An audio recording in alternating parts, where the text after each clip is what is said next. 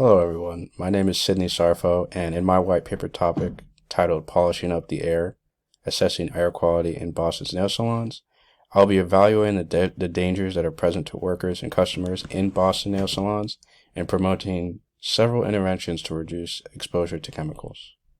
So, to give it a little bit about me, I'm currently a student at the University of New England, pursuing my master's in public health.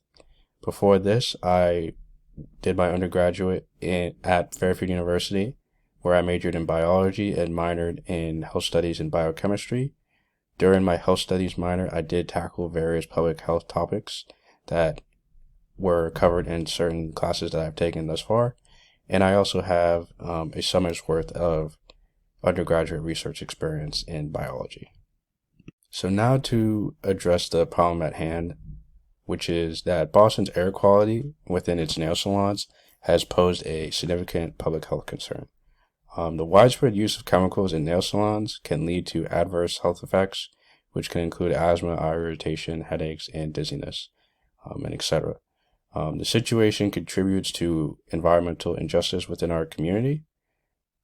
And if you look at the graphs present here, they're pulled from a study that was taken. These graphs depict the average TVOC and PM 2.5 concentrations, respectively. So TVOC is total volatile organic compounds.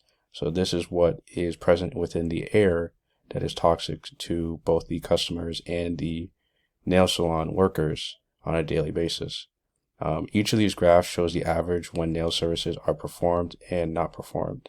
So as you can see on the left, this is the average TVOC concentration compared to when services are given and when services are not given. It's very high when services are given. And the same goes for PM 2.5. PM just stands for particulate matter, and the 2.5 is just particulate matter that is about 2.5 microns. So this is just saying that at any given moment in a nail salon, especially when nail services are being delivered to customers, there is particles that pose danger to everyone in the vicinity. And the group of people that seems to be getting the worst of this is Asian and Pacific Islander immigrants. They face significant threats to their safety and well-being, as well as regular customers. As a continuation, two other major aspects of the problem of air quality in nail salons has to do with the lack of awareness and regulations. This primary issue stems from the lack of information and regulations that hinder the community's ability to advocate for themselves. So the nail salon workers who work there and those people who own these establishments, a lot of them aren't aware of the regulations that are needed to keep themselves and the customers safe on a daily basis, which is why people in these nail salons are constantly exposed to these toxic chemicals. The other aspect is that the regulations currently may not be as strict to make sure that exposure is being reduced as much as possible. The other problem is the lack of emphasis on assessments. There needs to be rigorous assessment periodically to make sure everyone involved in these nail salons is being kept safe. So a quick overview of the problem at hand has to do with air quality concerns. This graph here is a figure that was taken from a study, and it goes over what we call BTEX compounds. These BTEX compounds are compounds that are commonly found in the air of nail salons, coming off of the products that are used by the practitioners, and obviously the products that are being put on the customers.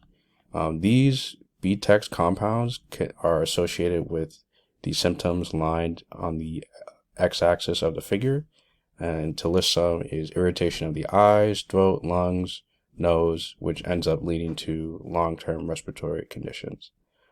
So usually in these nail salons, we find these compounds as well as volatile organic compounds, as I spoke about earlier, and even minimal exposure to either of these types of compounds leads to severe long-term health effects, which is why some type of intervention is needed as soon as possible to make it so that the vulnerable populations in these nail salons, which are predominantly women, whether they're customers or workers, this needs to be addressed as soon as possible. So to provide a solution for this problem, nail salons can install efficient LEV systems in nail salons to improve air quality. So LEV stands for local exhaust ventilation systems. With these systems, salon owners can assess their ventilation needs and collaborate with HVAC professionals who would be installing these LEVs into the salons. And the professionals would ensure that they were installed the correct way, so there's no malfunction. This would also help to implement regular maintenance and provide education for staff and clients on LEV system operation. And their nail salon workers or owners can also consider mandating LEV systems through local or state level regulations to enhance protection for all parties involved.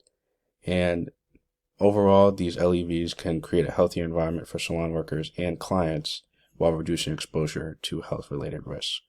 To continue the solutions for our problem of air quality, it's suggested that we develop a culturally appropriate educational and training programs for nail businesses as part of public health regulations. This will help to raise awareness about health risks associated with the particular chemical exposure that's happening in nail salons.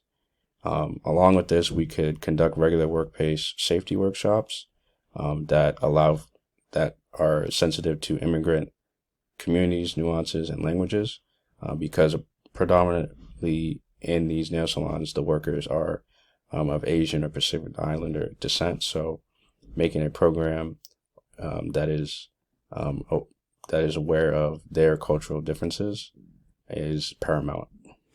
So to finish my presentation, I'll be going over some reasons as to why a public health program for this issue is a necessity. The first being that there are high health risks. As I said before, the exposure to these chemicals can lead to respiratory issues, eye irritation, and other health problems that we would like to reduce for both the workers and customers present. This public health program could provide a preventable approach in this exposure. This would include raising awareness and implementing some types of safeguards to prevent further health issues. The third is it's for the community well-being. Healthier workers and safer environments contribute to a more vibrant and thriving community, and enhancing air quality in nail salons benefits the overall well-being of the community, since so many people attend these nail salons. And at the end is advocating for change. A public health program empowers the community by advocating for their safety and health, and it encourages proactive involvement in policy changes, which could be suggested based on the interventions provided before in terms of creating culturally appropriate training programs and installing or mandating that local exhaust ventilation systems are within each nail salon to protect customers and workers.